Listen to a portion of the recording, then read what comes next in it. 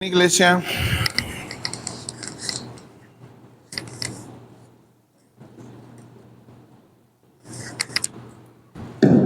buenas tardes a todos. Hablemos del pecado. Hablemos de este mal congénito que tenemos todos los que estamos aquí. Aunque nosotros ya hemos probado y gustado la salvación, es algo con lo que tenemos que seguir lidiando. La meta de la predicación de hoy es motivarte a entender cómo el pecado es tu peor enemigo, pero al mismo tiempo es el enemigo con el que quieres dormir. Es el enemigo con el que quieres convivir todo el tiempo. Es el enemigo que muchas veces te ha hecho daño, te ha traicionado una y otra vez. Pero al igual que lo hizo el pueblo de Israel, toleraba a los filisteos, toleraba a los amalecitas. Cuando tú lees estos libros dices, pero ¿por qué no los acababan de una vez?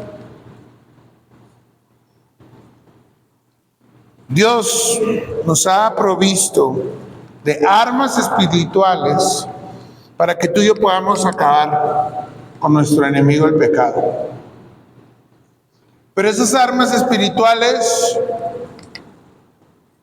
son básicamente un martillo y unos clavos y una cruz, donde tienes que crucificarte a ti mismo. En 1 de Juan capítulo 3, verso 4 dice, todo aquel que comete pecado infringe también la ley, pues el pecado es infracción de la ley. El pecado está mal entendido. El pecado, nadie quiere hablar de pecado. El pecado es un tema minimizado, el pecado es un tema evitado, el pecado es nuestra vergüenza. Lo primero que necesito que sepamos en esta tarde es la naturaleza del pecado. ¿Qué es y por qué es tan grave? Como lo vimos hace un ratito en el video, el pecado es infracción contra la ley de Dios. El problema del pecado es que nos gusta infringir la ley de Dios. Ese es el grave problema. El problema del pecado es que no hemos llegado a comprender en profundidad el daño tan profundo que es el pecado. Cómo daña a la persona, cómo daña a la familia, cómo daña a una iglesia, cómo daña a un equipo de trabajo. Y generalmente me molesta el pecado de la persona a mi lado. Me molestan los pecados de mi esposa. Me molestan los pecados de mis hijos. Me molestan los pecados de las ovejas que Dios ha puesto a mi cargo.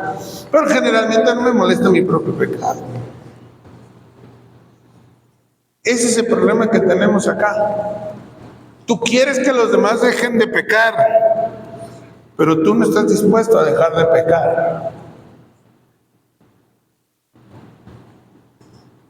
En Romanos capítulo 3, verso 23, la palabra de Dios nos dice que lo primero que hace Dios, dice, por cuanto todos pecaron, lo primero que hace Dios con alguien que peca es, está fuera, queda fuera, está destituido. La gente quiere satisfacción, la gente quiere felicidad, la gente quiere estar tranquilo y en paz. pero con precisamente lo que acaba con eso. Quiero ser feliz, quiero estar en paz, quiero estar tranquilo, quiero tener armonía, pero con el pecado. Quiero tener un buen matrimonio, pero no voy a dejar mi pecado. Este matrimonio está mal porque él peca, yo no. Este trabajo en equipo está mal porque este han pecado, pero yo no. Aquí la palabra de Dios nos dice claramente, todos han infringido la ley. ¿De qué tantas cosas estamos destituidos por causa del pecado? Las consecuencias del pecado son tan fuertes, mis hermanos. Estamos ofendiendo al Dios Santo. Lo primero que Dios hace cuando convierte a una persona en una nueva criatura es enviar a su corazón luz, evidencia, revelación de la verdad, para que entonces tú y yo podamos ver plenamente, como cuando nos subimos a una báscula, ¿verdad? Por eso no nos gusta la báscula, porque tú te subes a la báscula y la báscula te dice la verdad. Y te dicen, no puedes seguir yendo a Tequis por los taquitos rojos. No puedes seguir comiendo pizza. No puedes seguir comiendo tus donas del Krispy Kreme. Y la palabra de Dios nos dice que para comenzar a vacunarnos, a hacer un tratamiento a nuestras vidas por causa del pecado, lo primero que Dios nos da es una dosis de la verdad. Pero la palabra dice que la verdad es buena, porque la verdad nos hace libres. Así que la segunda cosa que quiero que veamos juntos, es que el pecado no es solo un acto. Estamos muy orientados a querer solucionar las acciones. Pero el Señor nos lo dijo claramente. De la abundancia del corazón, habla la boca. Entonces, si yo quiero mejorar lo que hablo, en cualquier sentido de los que sea mejorar en mi boca, vamos a ir a Santiago. Por ejemplo, vamos a ir analizando uno que otro pecado. Ahí en Santiago capítulo 3, verso 1 dice, hermanos míos, no os hagáis maestros muchos de vosotros sabiendo que recibirán mayor condenación. Porque todos ofendemos muchas veces. Esa es la verdad. ¿Cuántos aquí quieren tener amigos? A ver, quiero ver los amargados que dicen, no, yo no quiero tener amigos. A ver, ¿cuántos aquí quieren tener amigos? Ok. Ahora, ¿por qué muchos de ustedes están decepcionados y ya no quieren tener amigos? Porque te han traicionado y ofendido, ¿verdad? Ahora yo te voy a preguntar a ti, ¿por qué quieres demandar en la gente estándares tan altos que tú no cumples? Porque yo sé que tú tienes tu lista de gente que te ha traicionado y que te ha ofendido, ¿cierto? ¿Pero están conscientes que ustedes están en las listas de otros? ¿O nomás creen que tu lista existe? Así como tú tienes a gente que los demás dicen, no, no puede ser, es increíble, esa persona es la mejor persona, pues fíjate que a mí, y lo tienes ahí, seguramente tú y yo estamos en las listas de otras personas. Porque todos ofendemos muchas veces. Si alguno no ofende en palabra, este es varón perfecto. ¿Cuántos varones perfectos y mujeres perfectas tenemos aquí? Entonces todos hemos pecado, ¿verdad? Entonces, ¿cómo puedo desarrollar una relación con gente aquí que todos hemos aceptado que todos hemos ofendido? Bueno, pues si hacemos un pacto de humildad y un pacto de perdonar, les aseguro que las relaciones en este lugar van a funcionar. He aquí nosotros ponemos freno en la boca de los caballos para que nos obedezcan y dirigimos así todo su cuerpo. Vamos un poco más adelante. Así también la lengua es un miembro pequeño, pero se jacta de grandes cosas. He aquí cuán grande voz que enciende un fuego pequeño. Entonces, si tú quieres que las cosas que dices cambien, ¿qué tiene que cambiar? El corazón. Tiene que cambiar la mente. Por eso Romanos nos dice que ya no nos conformemos a este siglo. La palabra que dice siglo ahí es aión, que quiere decir una filosofía, una manera de pensar de la masa, del grupo. Trump nos quiere poner aranceles y tú lees en los comentarios y el mexicano promedio, pues nosotros también, ¿y qué? Pues tu patria, tus hijos te juran y órale. Y dices, y todos los mexicanos igual, no, pues qué, luego, traen a Zapata adentro, yo no sé qué tienen. Entonces tú como cristiano no puedes estar en ese molde. Ese es un ejemplo. Nosotros tenemos que renovar nuestra mente. Y luego Filipenses dice, sean de esta misma manera de pensar que Cristo. Salimos de una manera de pensar donde usamos nuestra boca ahí a destajo, a granel. Ahorita me estoy acordando, hubo un tiempo en que ya estábamos, pero amolados, hermanos, pero amoladísimos. No nos quedaba de otra más que comprar pan frío de la Bimbo. E íbamos y escogíamos, este ya está feo. Entonces de un pan completo nos quedaban como 5 o 6 buenas rebanadas. A ese nivel Dios trató con nosotros. Fueron tiempos muy duros. Entonces, a mí me duele hoy cuando por descuido, por algo, pan se nos echa a perder en casa. ¿Me cachan? Me duele. Digo, ¿cómo hubiera yo querido esa concha? Y ya se nos hizo dura en aquellos años. Hace un poquito fuimos a comer a un lugar y yo pues ya como que comí, dije ya, y entonces me dice, ahorita estás comiendo avena con dátiles y nueces, pero acuérdate cuando nada más podíamos comer avena con agua.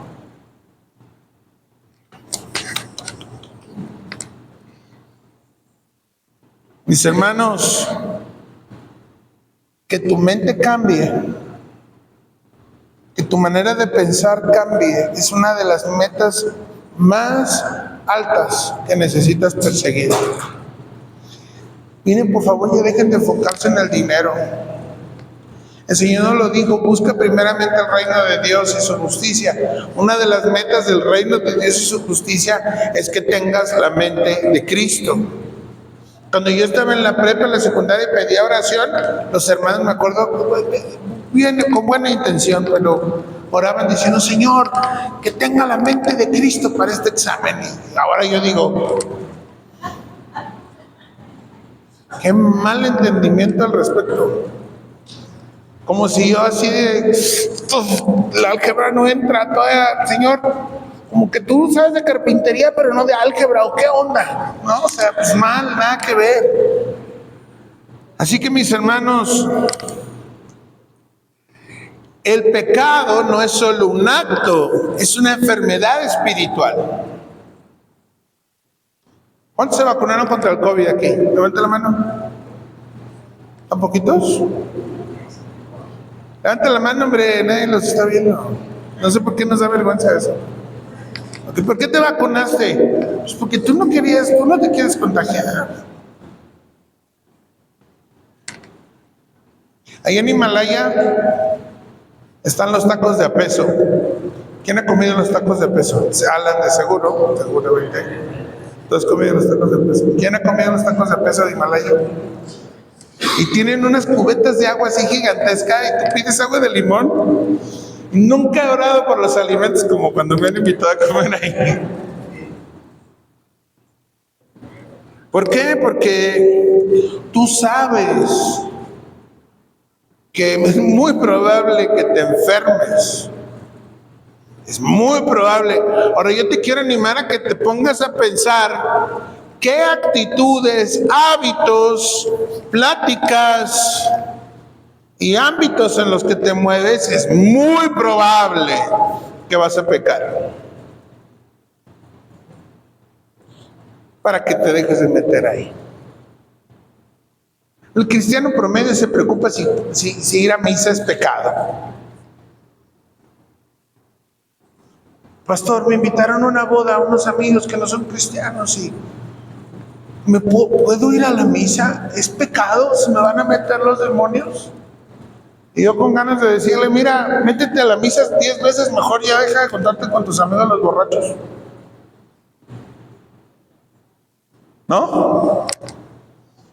Nos preocupan. El Señor Jesús le dijo a los fariseos, cuelan el mosquito y se tragan el camello.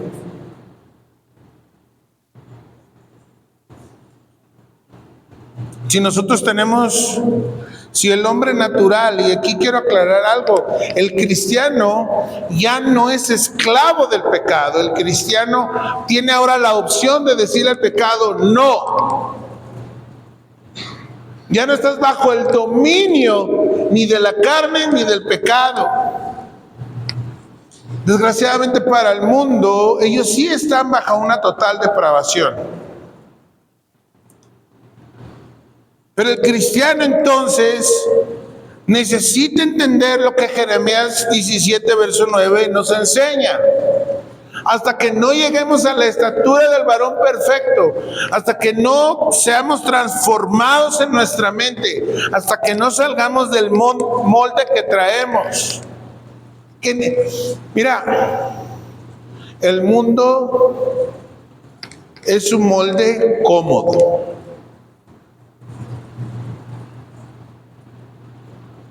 ¿A cuántos de aquí les han dicho que están tontos o estúpidos por perdonar?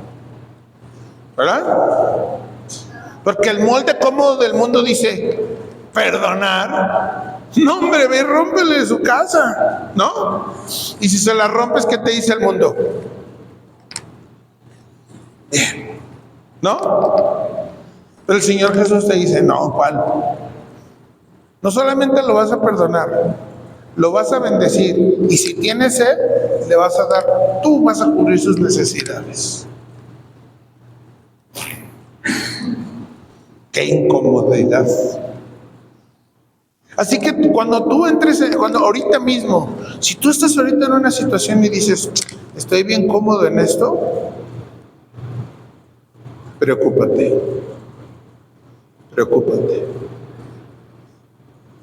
Es muy probable que estés en los estándares del mundo. Si tú estás accionando de una manera en la que te sientes a gusto, bien, es muy probable que haya pecaminosidad en el tema.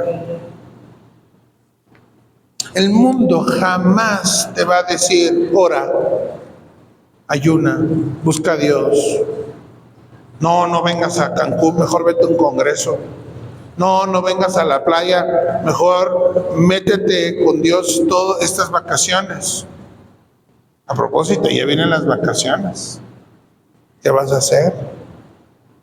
¿Le vas a dar gusto a tu carne, a todo lo que se le antoje? Vamos a comer todos los camarones que quiera. Vamos a echarnos a la playa todas las horas que se puedan. ¿Y lo espiritual? Si tú no edificas lo espiritual, ¿cómo vas a poder pelear contra tu pecado? Si tu carne se preocupa por más dinero, ¿qué haces? Corres a buscar más dinero. Si tu carne se preocupa porque se quiere ver mejor, corres a comprarle nueva ropa, mejores tenis. No estoy diciendo que el gimnasio sea pecado, pero la motivación.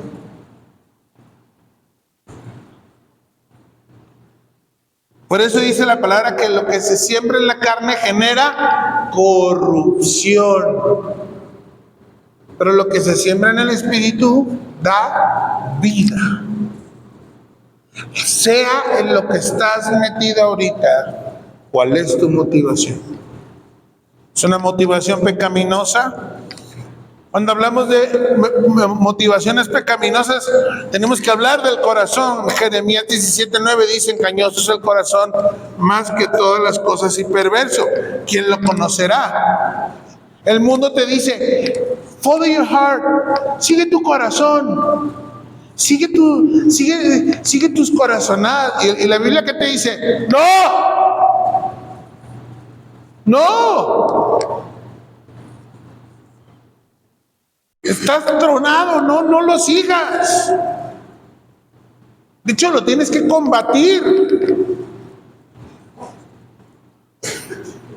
Pastor, entonces, si no sigo mi corazón, entonces ¿cómo le hago?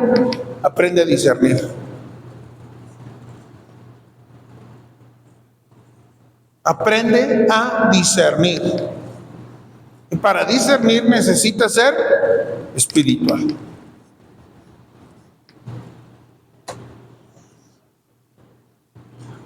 Génesis 6:5 dice: vio Jehová que la maldad de los hombres era mucha en la tierra, y que todo designio de los pensamientos de su corazón de ellos era de continuo solamente el mal. Mientras que tu mente, como dice Romanos capítulo 12, verso 2, no sea renovada por medio de la transformación de tu entendimiento, por favor, sospecha de que estás pensando pecaminosamente. Sospéchalo.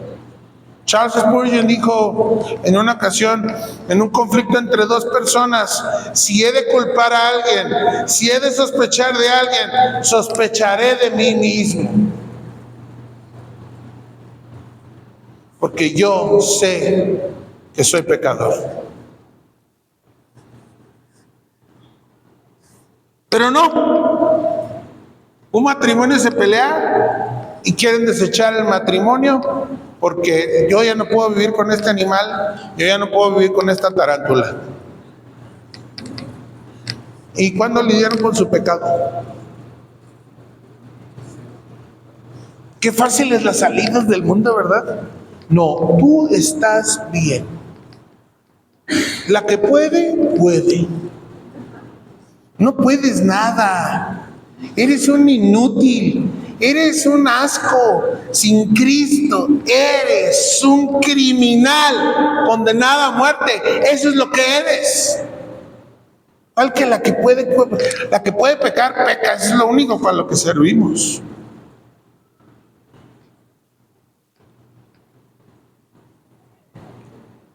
El pecado, en resumen, es aquella vasta enfermedad moral que afecta a cada ser humano en cualquier rango, clase, nivel económico, nivel académico. No importa si tu nombre es Pérez o si tu nombre es complicado de cualquier otro país.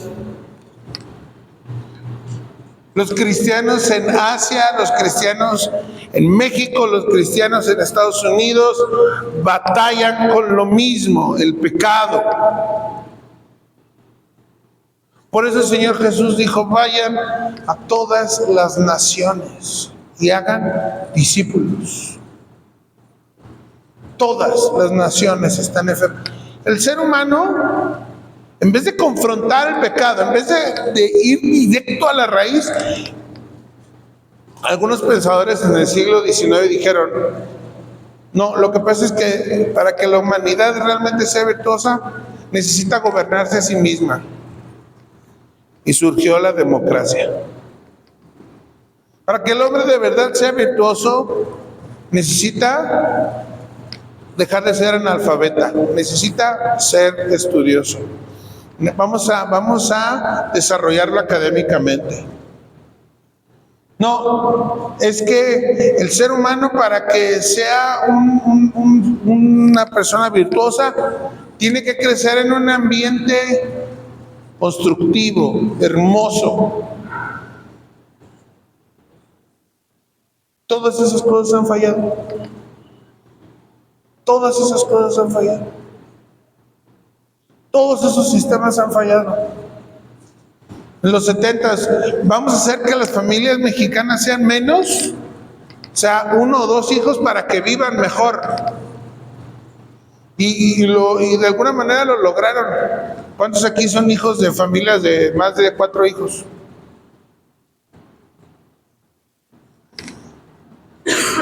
¿Cuántos de los que están aquí tienen 1, 2, a lo más 3 hijos?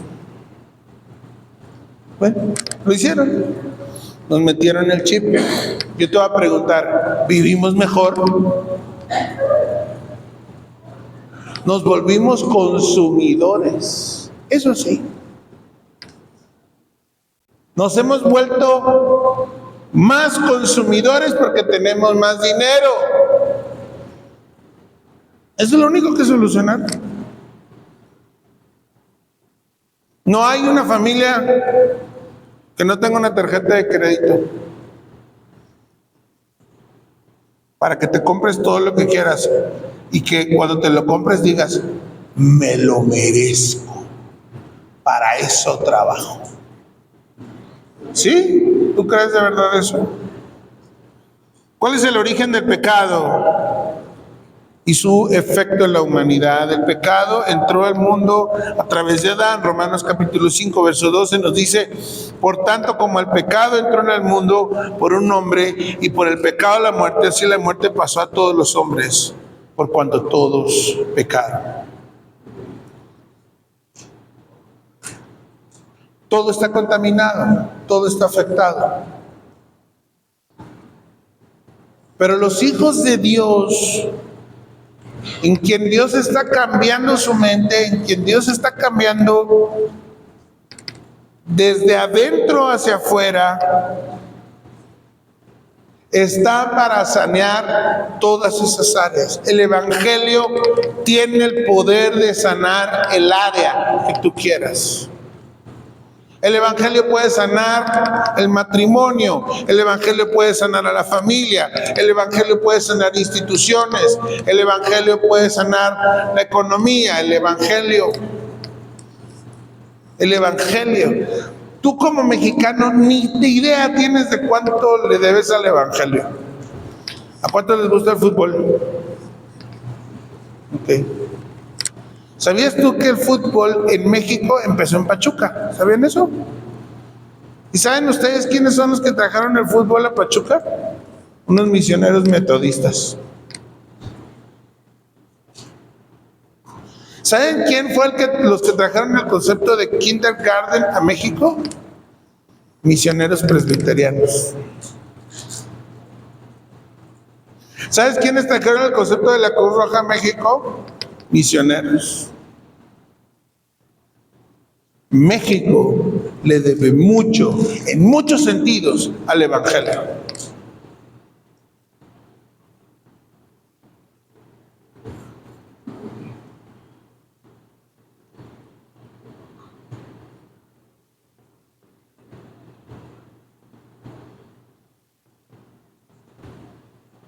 Marcos capítulo 7, verso 21.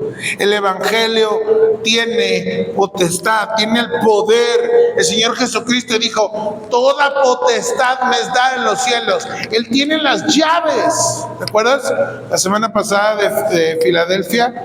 El que tiene las llaves, el que tiene el poder, tiene la capacidad para sanar y cambiar las cosas. ¿Quieres que tu entorno cambie? ¿Quieres que de verdad tu familia mejore? Fíjate lo que dice Marcos 7:21. Porque de dentro del corazón de los hombres salen los malos pensamientos, los adulterios, las fornicaciones, los homicidios. ¿Cuál es el problema?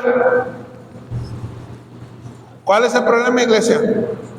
El corazón. Y si quieres, divórciate del menso de tu marido, o deja la tarántula de tu mujer. Cualquier mujer con la que te cases va a tener el mismo problema.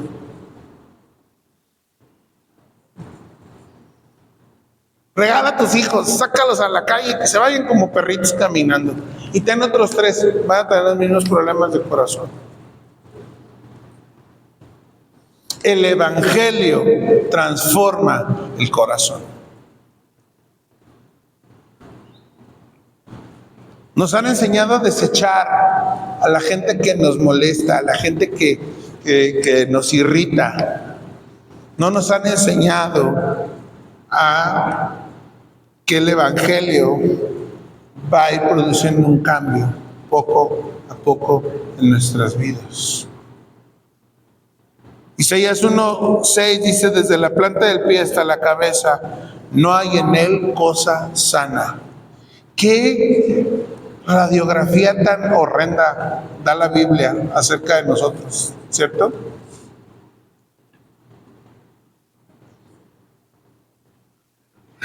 Hablando de esto, podemos entender entonces, por ejemplo, por qué la palabra le dice a la mujer que el atavío, o sea, que el arreglo que deben de procurar es el del corazón y luego el de afuera, ¿verdad?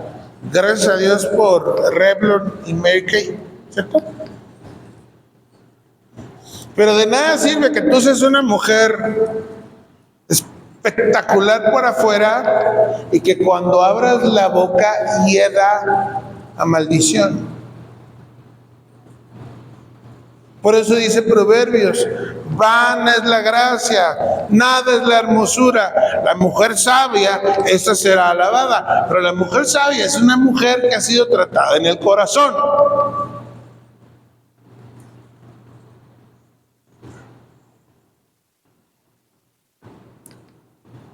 No importa cómo te vi, bueno, sí importa cómo te vistas. La palabra dice que debe de ser decorosamente, pero me refiero en términos de no importa la marca que traigas.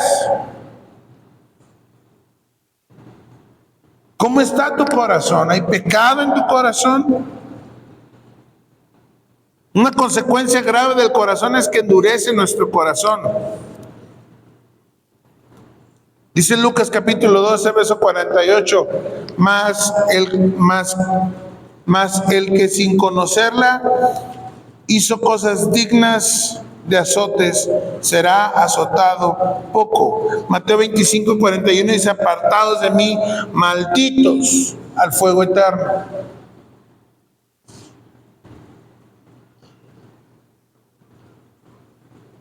Ten cuidado que estés practicando un pecado en tu vida al grado que se endurezca tu corazón. Ten mucho cuidado. Por eso nosotros como cristianos tenemos una vida devocional donde constantemente nos desnudamos ante la presencia de Dios para decirle: así estoy, tal cual soy. Esto soy. Perdona. Nos estamos arrepintiendo y estamos presentándonos delante del Señor una y otra vez. ¿Cuándo fue la última vez que fuiste a la presencia de Dios, te arrodillaste y le dijiste: perdóname, he pecado contra ti? ¿Cuándo fue la última vez que hiciste eso? Espero que me puedas decir hoy en la mañana. Mientras que esto no ocurra, mis hermanos, nosotros podemos estar cometiendo pecados totalmente conscientes o estar cometiendo pecados y violando la ley de Dios sin saberlo, creyéndonos inocentes cuando en realidad somos culpables. Entonces, en una mano tenemos pecados que no nos estamos dando cuenta, pecados que estamos haciendo y que Dios sí sabe, que lo hemos ofendido y que nos hace que estorba nuestra relación con Él. Y por otro lado tenemos pecados que sí sabemos que hemos cometido, que sí sabemos que lo estamos ofendiendo, y no ir al altar a pedir perdón. Imagínate en qué posición te deja. Tú necesitas una vida devocional, de venir a que la palabra de Dios te eche luz al corazón para que digas, ah, caray, yo hoy soy consciente de pecados que no estaba consciente cuando tenía 14, 15, 16 años. ¿Por qué? Porque estaba clavado con 2 o 3 pecados que yo decía, no, es que estos, ya me traen frito. Sí, y sí, estaban mal, pero no me daba cuenta por mi inmadurez y por la falta de entendimiento bíblico que había otros que estaban ahí también, que estaban ofendiendo a Dios. Te voy a dar un consejo. Humildemente te voy a dar un consejo. Deja en paz los pecados de los demás y ponte a chambear con los tuyos. Solo que seas papá o mamá, tienes la responsabilidad de estar preocupado, activo y estorbando el pecado de tus hijos. Con nadie más. A los demás lo que tienes que hacer es animarlos, exhortarlos, orar por ellos. Deja de estarte fijando en el pecado de aquel a tal grado que te distraes del tuyo. Especialmente lo digo a los matrimonios. Ahora entonces, mis hermanos, tenemos que declarar la guerra al pecado. ¿Pero cómo se la vamos a declarar? Necesitas verte al espejo y decirle, hoy tú y yo ya estamos en problemas. Hoy tú y yo ya estamos en problemas. Porque mientras que tú no reconozcas al pecado como un enemigo mortal, te vas a seguir apapachando. Romanos 6:23 dice que la paga del pecado es muerte. Y si bien los que estamos en Cristo ya no es para una muerte eterna, sí podemos experimentar muerte en las relaciones, podemos experimentar muerte en un negocio, podemos experimentar muerte de muchas maneras por causa de nuestro pecado.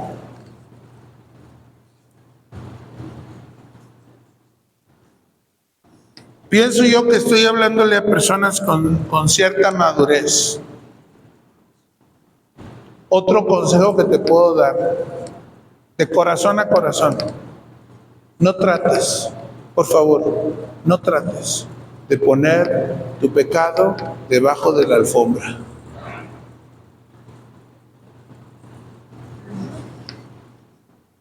Hace unos años se nos metió un ratoncillo a la casa.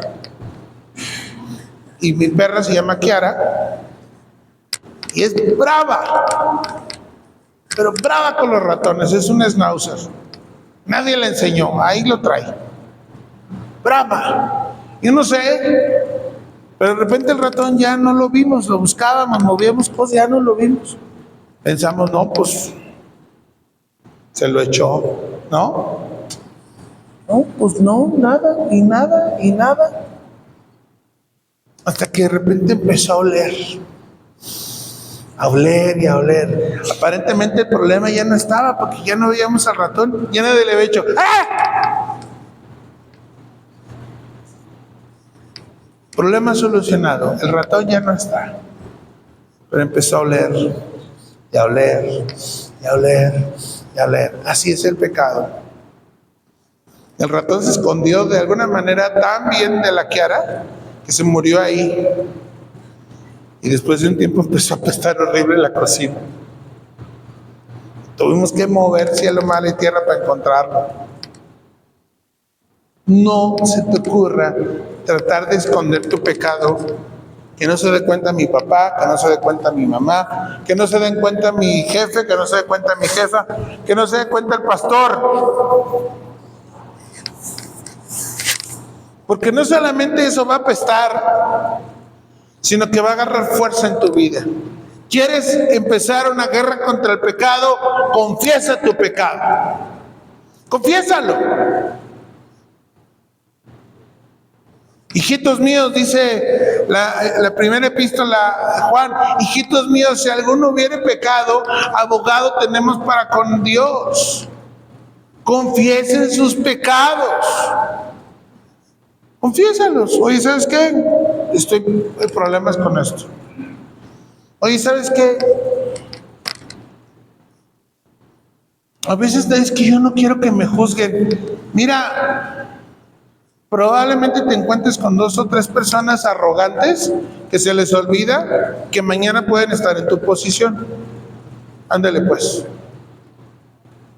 Pero que eso te atore, es que yo no quiero ser juzgado. Eso no es otro más que un ejercicio de otro pecado que se llama orgullo y que te retiene como cliente de dealer, ¿no? Como cliente de distribuidor de drogas, te retiene aquí para que sigas consumiendo.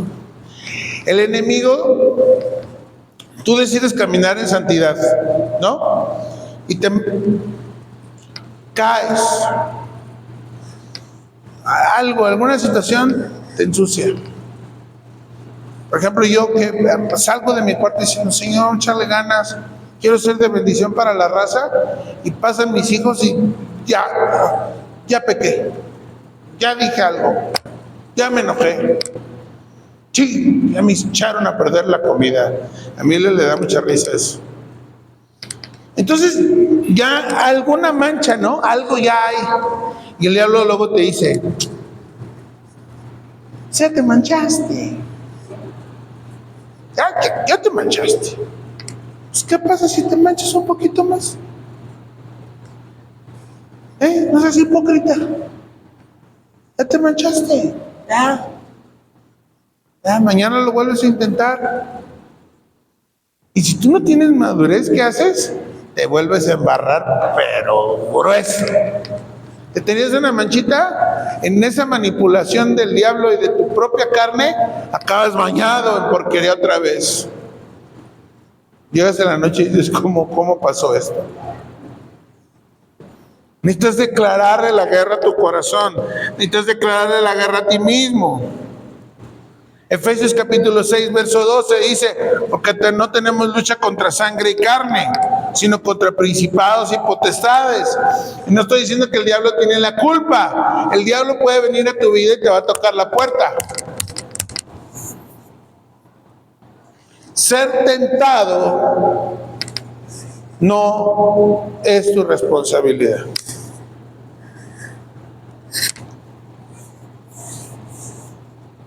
No te avergüences porque eres tentado. No te avergüences porque el diablo sabe dónde tocarte a la puerta. No te avergüences de eso. El Señor Jesús fue tentado. Pastor, es que ayúdeme porque ya no quiero sentir eso. Pues yo no puedo orar para que ya no seas tentado. Puedo orar para que no te falte la fe, para que no le abras a la tentación.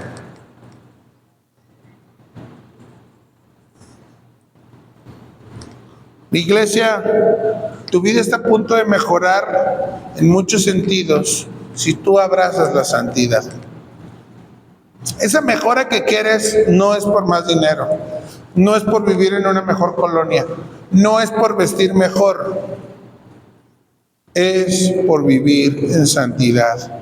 Necesitas, te urge vivir en santidad. Nuestra lucha no es contra carne ni sangre. No te pelees con el hermano y su pecado. ¿De qué te sirve dejarle de hablar al que pecó contra ti? Siendo honestos, vamos a ser muy pragmáticos. Como cristianos, en un mundo que nos odia, en un mundo que si por ellos fuera, ahorita nos acaban. ¿De qué nos sirve a ti y a mí como cristianos dejarnos de hablar y pelearnos? ¿De qué te sirve que tú y tu esposo se peleen, se enojen entre ustedes? ¿Cuál es la función práctica de eso? No soluciona en nada. No mejora en nada, al contrario. Es más pecado. Entonces no te pelees contra la persona. Tú te tienes que pelear contra tu pecado. ¿Y entonces qué hago con esa persona? Ora por ella. Sosténla, anímala, no es lo que dice la palabra de Dios. No seas vencido por el mal, sino vence con el bien al mal. Ora por esa persona para que sean amontonadas ascuas de fuego sobre su cabeza. ¿No sabes qué hacer? Usted en blandas respuestas hacia su vida. ¿Cómo te ha tratado el Señor cuando tú has pecado contra Él? ¿Cómo te ha tratado? Te dice, sí te perdono, pero quítate ahorita, no te quiero ver. Si tú alguna vez has dicho, es que yo siento que oro, pero como que Dios ya no me oye, como que mis oraciones no son escuchadas, tienes que analizar, porque tú crees que Dios te trata a ti como tú tratas a la gente cuando peca contra ti. Y Dios no es así. ¿Alguien ha sentido eso? ¿Que sus oraciones no pasan el techo?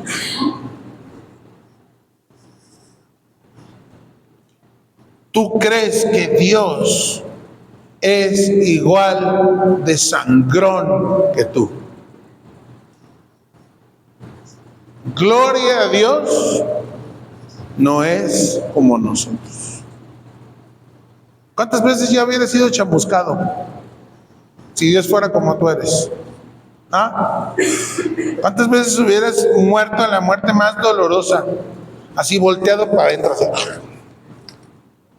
¿No? Todo lo que tú le quieres hacer a la gente que peca contra ti, la palabra de Dios te lo dice claro. Tu problema no es con ellos. Tu problema es contigo, tu problema es con el pecado, tu problema es que sí hay una influencia satánica queriendo que ustedes estén mal, queriendo que ustedes vengan abajo, que ustedes no brillen con la luz de Cristo.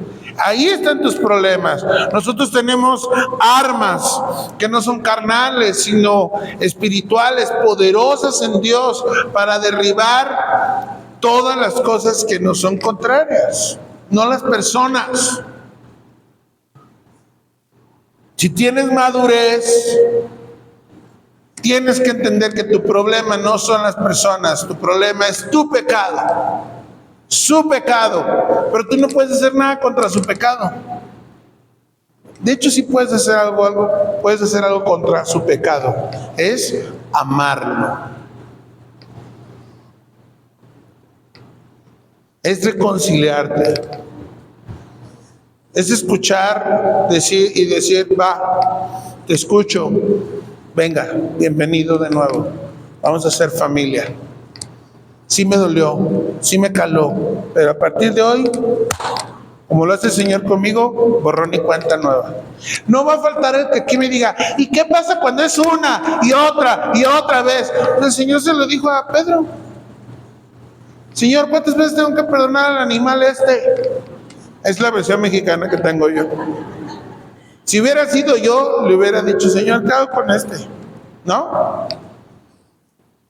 ¿Lo perdono 7 veces al día? Y ustedes saben que es un número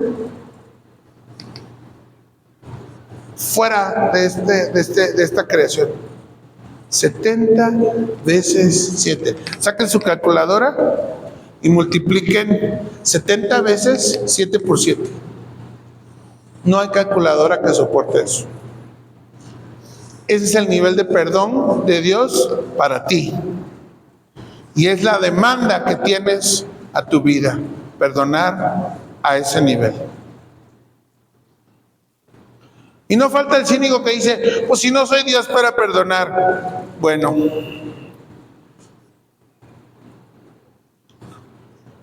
al parecer tú eres de esos que se necesita más ayuno y oración por tu vida. Usa las armas espirituales correctas. Efesios 6:1 nos dice, vestidos de toda la armadura de Dios para que podáis estar firmes contra las acechanzas del diablo. Cuando yo estaba en una iglesia en la que nací, nos decían que nos teníamos que poner la armadura. Les he platicado esto y me da pena. Pero a mi mamá le dijeron que tus hijos no salgan sin ponerse la armadura. Entonces yo iba ya a la prepa y mi mamá decía, ¿ya te pusiste la armadura? Y yo, no. Y nos decían, tienes que decir, me pongo el yelmo, me pongo... Esas son tonterías. Hemos sido vestidos en Cristo con esa armadura. Y cada uno de los elementos son cosas que tienen que estar en mi vida. No son cosas que conjuro. Eso es brujería. Vístete de amor, vístete de justicia, vístete del evangelio, vístete de la verdad. Eso es lo que de lo que tienes que estar vestido. Esas son las herramientas. Cuando venga la tentación y tú estás vestido en la verdad, tú vas a poder discernir y decir, no.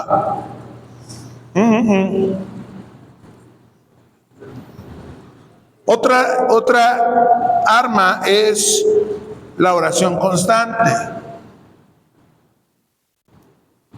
Otra arma es la palabra de Dios como espada. Tú te puedes defender con la palabra de Dios. Y quiero evidenciar algo que ocurre entre los matrimonios, y es que la esposa le dice al esposo versículos bíblicos para decirle que está mal. Luego el esposo usa otros versículos bíblicos para decirle que ella está mal. Eso así no se usa. ¿Cachan? Así no se usa. Yo te puedo recordar la palabra para estimularte, pero para regañarte y darte bibliazos, no, hermanos. Esta espada es para atacar argumentos altivos que se levantan en mi corazón. La verdadera lucha espiritual no es contra Satanás, la verdadera lucha espiritual es contra mi carne. Deja de estar buscando al diablo debajo de la cama. Segunda a los Corintios, capítulo 6, versos 14 al 17. Segunda a los Corintios 6.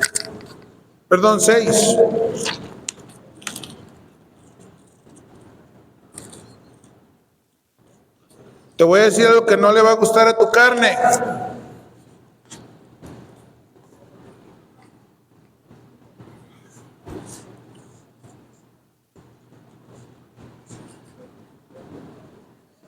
No se unan con los incrédulos en yugo desigual.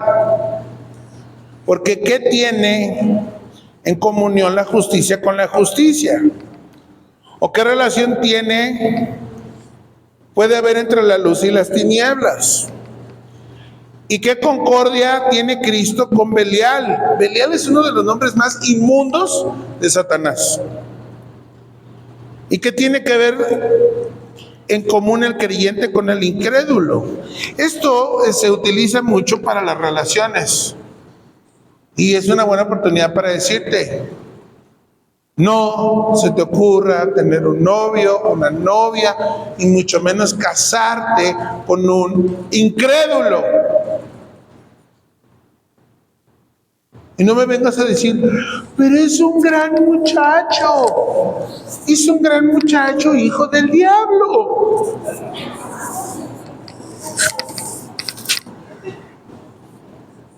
es una gran muchacha, hija del diablo.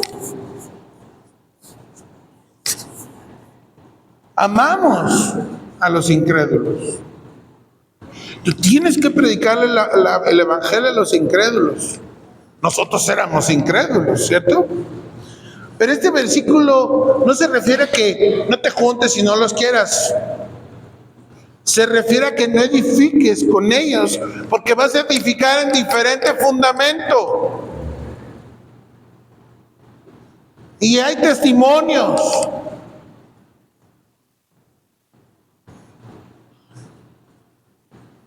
Pero esto también implica, a un nivel más profundo de discernimiento, que si yo me voy a divertir, ¿cómo voy a tener una comunión plena en una cuestión de diversión con los incrédulos y no con mis hermanos en Cristo?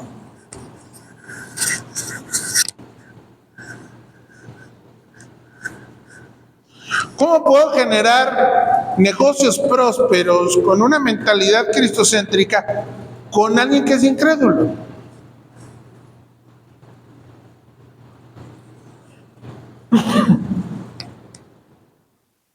¿Cómo puedo desarrollar un matrimonio que le dé gloria a Dios con alguien que ni cree en Dios?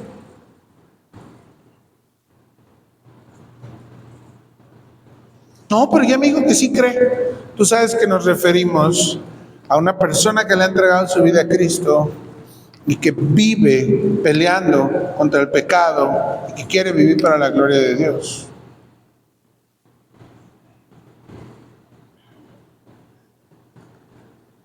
Tú eres el templo del Dios viviente. Entonces esta última arma es: sepárate de todo lo que alimenta tu pecado. Sepárate, huye de ahí. Les he platicado que yo era muy enojón, muy peleonero, y en donde más me peleaba era en el fútbol. Entonces me tuve que separar del fútbol, por mucho que me dolió.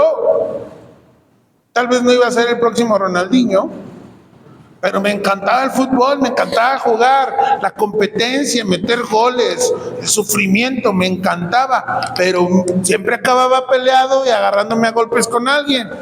Tengo que dejar de estar aquí. Si tú eres alcohólico, tienes que dejar de estar con alcohólicos. Si tú eres chismosa, cállate. Deja de estar con chismosas.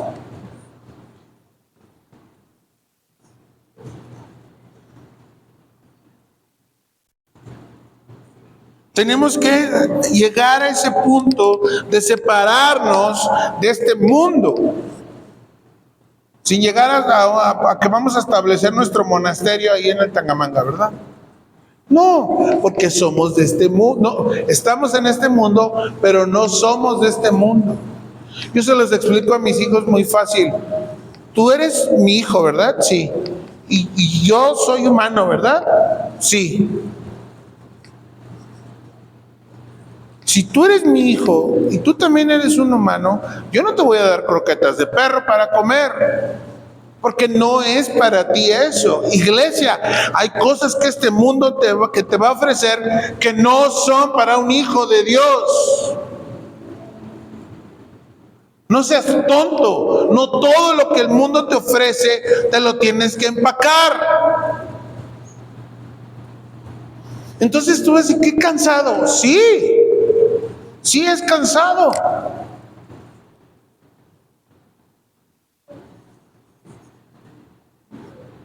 Claro que es cansado estar en un mundo en donde tienes que pelear contra el pecado y te tienes que cuidar y tienes que defenderte y tienes que ser luz y tienes que ser sal. Sí. Y vamos a descansar en el cielo de esto. Pero mientras, mis hermanos, tenemos una lucha que pelear. Así que, mis amados, desecha pues las obras de las tinieblas en tu vida, como dice Romanos. Así que te pregunto para terminar en esta tarde, ¿cuáles son las áreas que vas a confrontar? Pero ya, las vas a... Ya. No puede pasar un día más sin confrontar esto. ¿Cuáles son las áreas que ya vas a confesar el pecado? Ya estuvo, ya. Vámonos contra la pared. ¿Cuáles son las áreas que vas a buscar amigos cristianos y les vas a decir, ven, necesito que me ayudes con esto, está pasando esto, ya no quiero más, ya, ayúdame? ¿Cuáles son esas áreas que vas a presentar delante de Dios hoy? Y le vas a decir, Señor, perdóname, reconozco que esto está mal, ahí está, me arrepiento, sé que esto te ofende. ¿Estás dispuesto a tomar en serio esta guerra contra el pecado? ¿Es neta? ¿De verdad estás dispuesto a empezar esta guerra contra el pecado? Así que, mis amados, yo te quiero animar a que presentes tus miembros, como dice Romanos. Presenta esos miembros que has presentado en otros tiempos para la injusticia. Ahora presenta tus miembros, ahora preséntate a ti para la justicia. Ponte de pie y vamos a orar.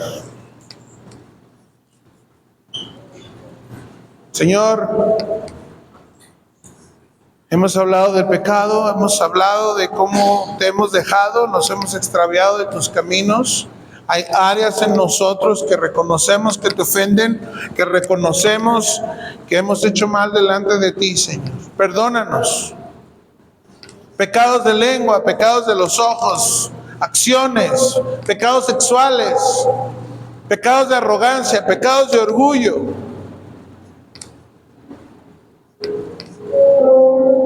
Pecados financieros. Perdónanos, Señor.